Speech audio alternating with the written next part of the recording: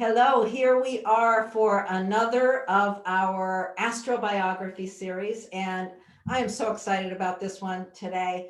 We are talking today about Dorothy Day, and the documentary that I recommend you read is called, it's on PBS, you can watch it free, just go to PBS, and the name of it is Revolution of the Heart, the Dorothy Day Story. Now, what do we know about Dorothy Day? Before we open up her chart, tell me a few things you know about Dorothy Day. Did you know about her before looking at her chart? I mean, I'd vaguely heard her name, but I didn't really know anything about her, and I didn't know how groundbreaking she was, and how she was the person behind the newspaper, The Catholic Worker, which you may or may not have heard of. But basically, she was a person who was Catholic and put her ideals hard to work in the way that she lived, the way she treated people, and the work she did in the world, which was very powerful. It's a she's a powerful lady. What an amazing, amazing woman, and what an amazing story. You know, I knew about Dorothy Day from someone that I have known in the past that really identified strongly with her work, the work she had done. And yet I didn't really know that much about her. Watching this documentary just kind of blew my mind with the significance and the power of this woman. And one of the things before we even go into the chart, I want to just say is that she is currently being considered for the sainthood, which is an interesting thing. But there is a process apparently in the Catholic Church where someone is, suggested for the sainthood, and then they have to go through all these processes. So she is in that process, um, which is rather interesting in Mhm. itself. And especially as you look at the chart and start really absorbing what's in this chart. Mhm. So, are we ready to open the chart? Yeah, I think so. I think we'll get some good discussion out of that. So here we go. Here is the chart of Dorothy Day, born in 1897, and probably the first thing you're going to see Ooh, yeah, that the first thing massive you can't tell you miss. that Scorpio. Just she's got the sun in Scorpio, born in November, and look at all those planets in Scorpio. Bam! That is Yeah, that's some power. yeah, So that's kind of the first thing that you can't help but see. And with Scorpio, we're thinking about deep change, the willingness to face the deep underground type of energies, and to deal with buried emotion, bringing things to the light. I mean, you often hear the word transformation, and that's kind of the typical word you hear with Scorpio. And I would say that's right. yeah. Yeah, Scorpio, just to kind of dig a little more on the Scorpio, because it is so friggin' prominent in this chart. Um, all the signs have the positive manifestation and the more difficult manifestation. And I always think of Scorpio as having more of an extreme in that, Mhm. which goes with the one of the top keywords in my mind around Scorpio is intensity. And the two sides go to such extremes. And you think about, the classic idea of the symbol of Scorpio tends to be the scorpion, which, everybody gets nervous about Scorpio because they sting, and there's all that negativity around that. But if you, rather than thinking of the scorpion, if you think of the phoenix, that Mhm. mythical bird that has to really go down into the depths and fully experience the darkness in order to rise above into as that mythical beautiful bird. And that's that idea of transformation. Yeah, and it really it has to be. I mean, it's burnt. It is destroyed. The old form is destroyed to make Right, the new form, and so right. that's why I think we get a little freaked out, especially in our society. We don't really deal with things like that very well. But I think probably each of us can think of examples of those things, maybe in our own lives, but just in what's happening in society right now. Or even in animals, like the animal kingdom, the transformation from a tadpole to a frog requires that that tadpole form is destroyed, and then you have this totally different life form. So it has a lot of power in it. Dragonfly. So, boy, have you ever seen the dragonfly before it's a dragonfly? Ooh, that's a creepy thing. Anyway, that made me think Yeah. of.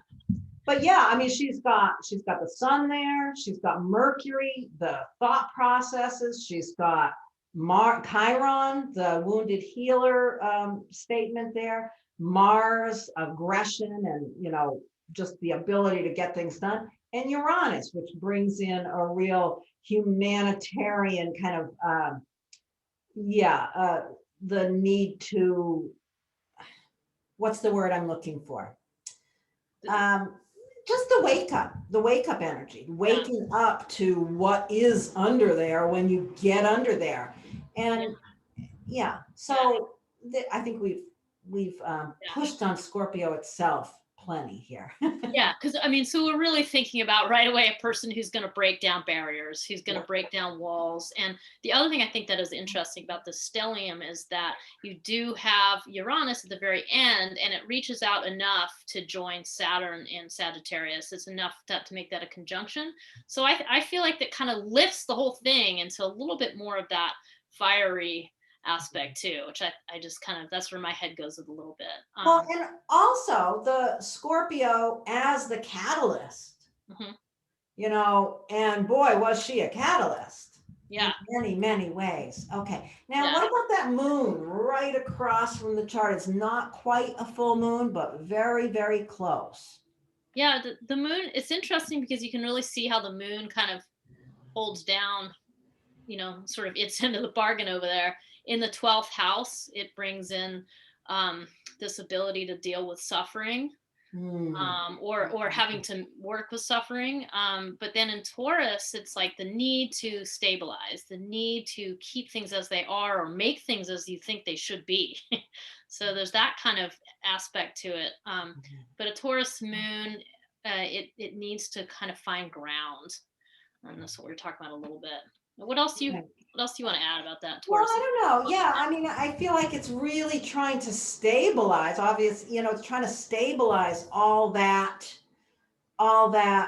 Scorpio energy, and it's just the fact that it's not quite a full moon. So it's not quite, as it goes forward, it's reaching out to the full moon, to the opposition, to all of these planets. It's sort of just on the beginning of a journey of confronting all that stuff from a place behind the scenes. It's sort of like, really digging into the secrets of the culture and looking for that grounded stability, and to, there's also something about just the human cost of suffering in there. Yeah. Huh.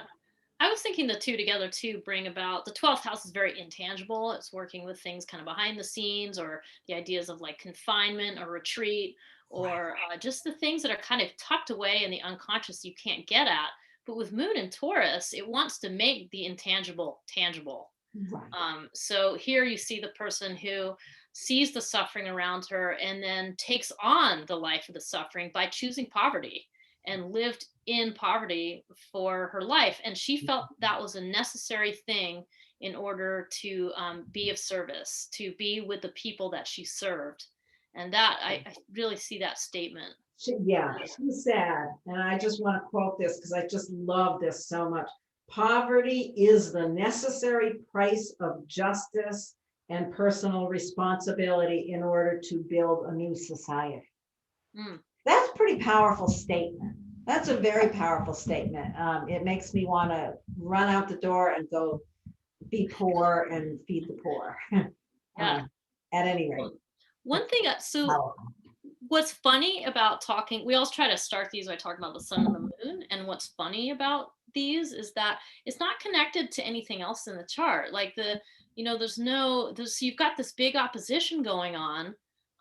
But then the sun and the moon don't contact other parts. If you look down at this aspect table, it's just all in the mix of that stellium, and then with the moon opposition. So that means that the other things in this chart stand alone a little bit. And one of the things that we both noticed was that there's a grand trine in this chart. There's a grand trine in air that doesn't touch the sun and the moon. But I do want to add, it's not a grand trine to a planet. It's a grand trine to the midheaven, which is the vocational placement. So it's just to point that out, it's a little bit different than if that was a planet.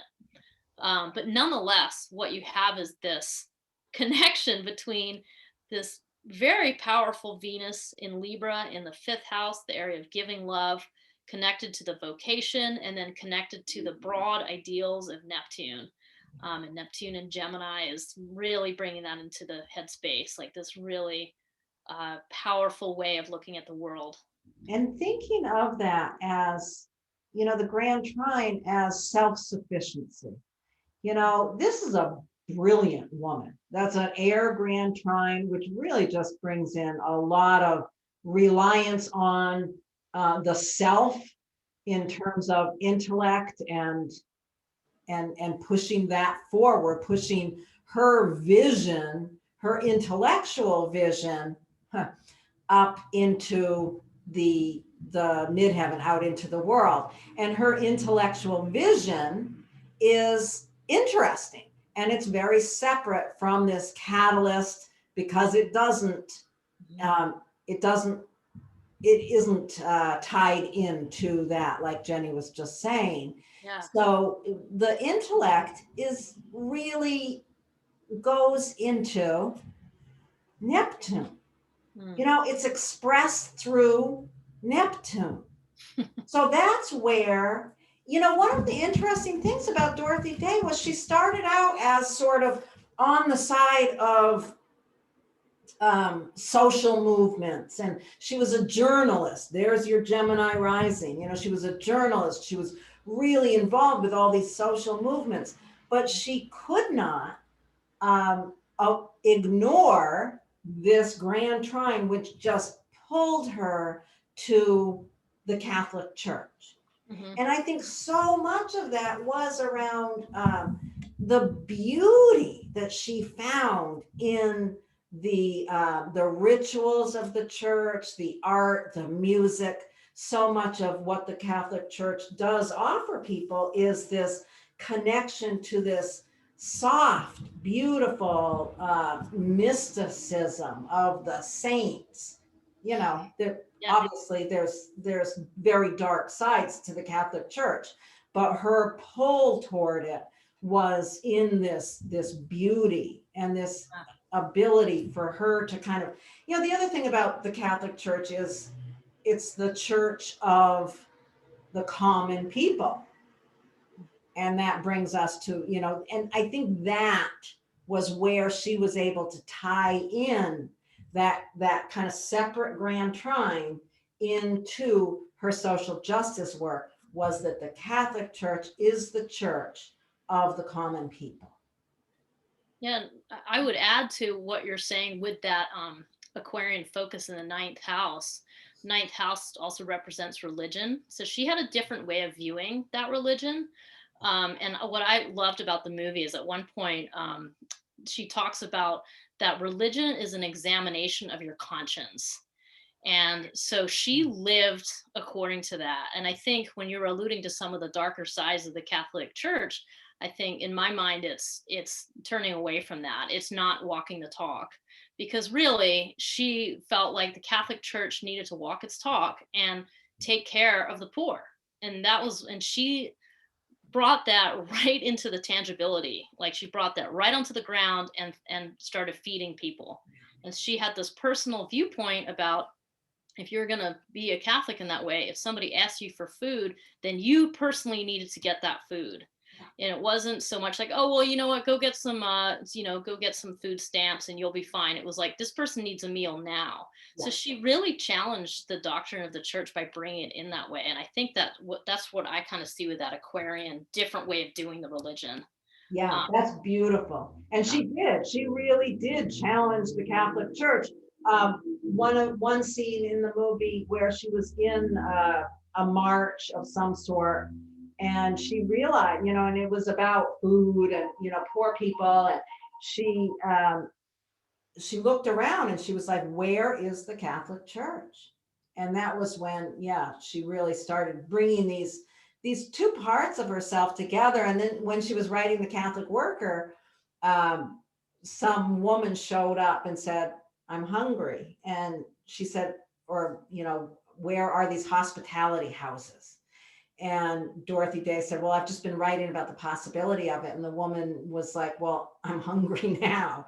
And that was really when she immediately went out and they rented a 7-room apartment and started feeding people. And to this day, the Catholic Worker is a publication you can get. There are still, I don't know how many, I think I don't remember the numbers. I should have written it down. But I think when she died, there were 33 I don't remember. Something like that. Something like that. But now there's hundreds of them. Yeah, that's right, Laurie. Yeah, that's correct. Yeah. So, the work she did made a huge difference for millions of people. Yeah. Including the friend that initially introduced me to her name. Who, was in New York City and encountered the hospitality houses. And it's a fascinating story. Oh, that's cool. Yeah. Yeah. I feel like there's some of the things you're talking about. We've, kind of talked about this whole picture, but one of the things I also want to mention with that Venus down in the 5th house, Venus is happily there in Libra, its own sign. And in the 5th house, it's all about the giving of love. And the only contact that Venus makes is to Neptune. So it really that's another symbol of how she was able to take this kind of these ideals and just funnel it right away into her creative act and her way that she gave love to people around her, to the world, her gift to the world. And then there's one more piece, right, Laurie? What's that other big piece of the power of this lady? Oh, are you talking about just the ascendant, the Neptune and the Pluto on the ascendant, or are you talking about something else? I am talking about that, but also how Pluto's actually a little bit too far away to be aspect, and it's unaspected, and it's Pluto is unaspected. Yes. Yeah, we're on the same page. Yep. Yeah. I mean, to me, yes, Pluto's unaspected, but it's pretty damn close to that Neptune and ascendant. And this to me, after I got done watching, I'm like, oh, well, this is, she was a saint. Neptune and Pluto, the power, Pluto, of her mystical self. That's what this is to me. This was a powerhouse of a woman. Yeah. Yeah. The other thing I thought about with Pluto, too, was that the other piece is it's in mutual reception with Mercury. So that means Mercury's in Pluto's sign, and Pluto's in Mercury's sign. So that just really adds this clout to her mindset, the way she thought and the empowerment that was available. And Mercury rules the ascendant. Mercury rules the ascendant, and it's disposited by Pluto, which is unaspected, ruling the 6th house. What did she do? She fed them day-to-day routines. What do people, what's our basic core day-to-day routine? It's getting up, having our coffee, eating food, 3 times a day or whatever. I mean, this is an incredible chart. Incredible. And what an amazing gift she was to the world. I love this. All right. Anything else to tie this up in a pretty bow? No, let me just stop sharing here and that was a really great example of just how to combine. Laurie also has these great ideas for documentaries, and if you go watch that and you grab the chart, you will see for yourself some of these connections that we've illuminated, and you might come up with some other ideas too. So if you do, shoot us an email or tag on to the bottom of this video, and we'd love to hear from you. Yeah, I would love to hear some of different people's ideas on what they see, and really do encourage you to watch the video with the chart in hand. It's an amazing way to learn to really understand what you're looking at with a chart. So thank you very much. Anything else we want to say? No, this is great, but if anybody wants to learn more, get in touch with one of us. Yeah, Jennie at hiddenpathastrology.com and me at astrolore.org, not com, org. Okay. All right. Thank you, Jennie. It's been wonderful doing this with you. Thanks, everybody. It's a pleasure.